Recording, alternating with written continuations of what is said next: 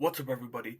Last night we got chapter 19 of The Mandalorian coming off back-to-back bangers to start the season. Before we dive into this episode, though, I do want to give my one spoiler warning because if you haven't watched the episode yet and you want to stay free of spoilers, we'll be going into the events of the episode in this breakdown. So with that out of the way, let's get into it.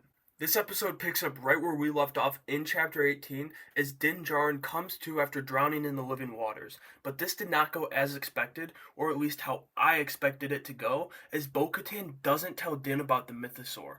She is being extremely awkward as he comes to, asking him if he saw anything down there, or specifically, anything living. When he tells her no, she moves along with life as if she didn't see anything either. I personally think this is Bo returning to what we saw in Mando Season 2, where she's dead set on reattaining rule of Mandalore and its people. She's keeping this to herself because I think she knows, as many of us have speculated, the mythosaur carries more weight in their kind than the Darksaber. From there, we depart Mandalore, and as they leave the atmosphere, they're surprised by TIE interceptors that Bo believes are from an Imperial warlord that she upset. We get another epic N1 sequence, the third of this season already, where we see Din drop out of Bo's ship to get into the N1 so they can double team the interceptors. As they wipe out the interceptors, the N1 radar picks up even more Imperial ships, but it's too late.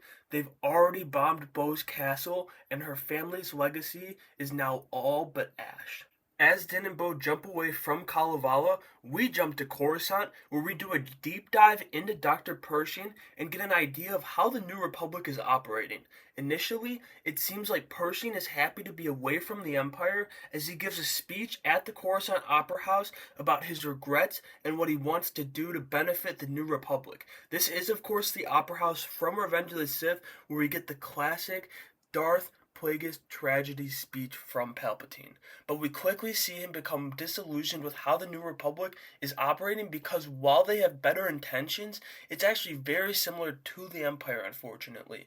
The only difference is that there's no single dictator in Palpatine this time around. However, Pershing's doubts don't really begin until he finds his former crewmate, Elia Kane, who was Moff Gideon's comm officer in Season 2 of the show. We see multiple ex-Imperials having a drink outside their housing units, and they mention that something fishy was going on regarding Moff Gideon's arrest, which is most definitely setting up a plotline for a later episode in the season. They reminisce over the few good things about their time in the Empire before they head off their separate ways for the night. After that interaction, though, we get another look at a day in the life of Pershing as he does start to push back on some of the New Republic ideas. The program they are running with the ex-Imperials seems to take daily feedback from them, and we see multiple different days as he grows more and more distraught as we go on. All capped off is he goes to Kane wanting to continue his cloning research, but they're going to have to steal the equipment for it because we find out that that type of research is now prohibited by the Coruscant Accords. I'm sure this will be explored later, likely when we see Moff Gideon again. Anyway, we get to see so much of Coruscant in this episode, and as a prequel fan, I could not be more excited. As much as I say they should move on from this era of Star Wars, they'll always get to me when they tug on the member berries, and this was a huge one. Pershing and Kane head to the junkyard, where they're disposing of Star Destroyers in order to obtain the supplies needed for Pershing to continue his research. This is actually where we learn that the comms officer's name is Elia Kane, as she properly introduces herself to DR.PERSHING and the audience. We saw a different side of both of them during their interactions, and one really sad but kind of neat thing is that DR.PERSHING got into cloning because he lost his mother when he was a young boy. She was also a doctor, and he believes that if the medical abilities that he's come across since and have been discovered in the years, her life would have easily been saved. He truly does believe that in smuggling this equipment off the destroyer,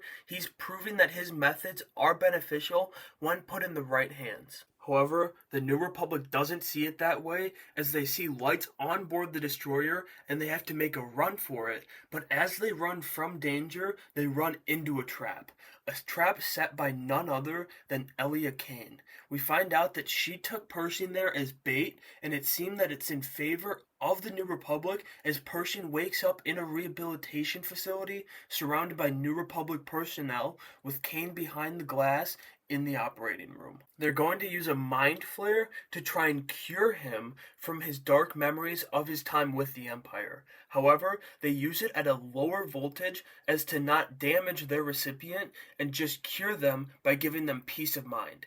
As the process starts, everyone clears out of the room except for Kane, who requests to stay because she says Pershing is still her friend. But that's not actually the case, as it seems she's a double agent for the Empire still, because the second everyone's out of the room, she cranks the voltage all the way up on Pershing, putting him through immediate torture. We don't get to find out what happens to him though, as we jump back to Bo and Din to end the episode as they arrive on Arvala 7, where there will surely be conflict between Bo-Katan and Paz Vizsla due to her history with his family. He refers to both of them as apostates and doubts that Din truly bathed in the living waters in the mines of Mandalore until the armorer tests the water sample that Din brought with him. Once she's sure that they were truly in the living waters in the mines of Mandalore, she deems that not only is Din redeemed in the eyes of the Creed, but Bo-Katan as well.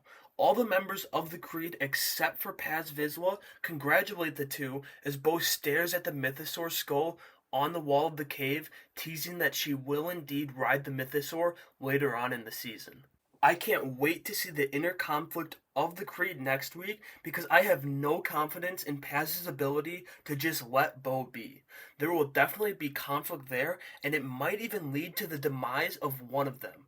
But I want to know what you thought about Chapter 19 of The Mandalorian, so go ahead and let me know your thoughts down in the comments below, as well as your theories you have coming off of the episode. And if you enjoyed this breakdown, make sure to leave a like on the video and subscribe to the channel so that you don't miss out on any future coverage of Season 3, and have a great day.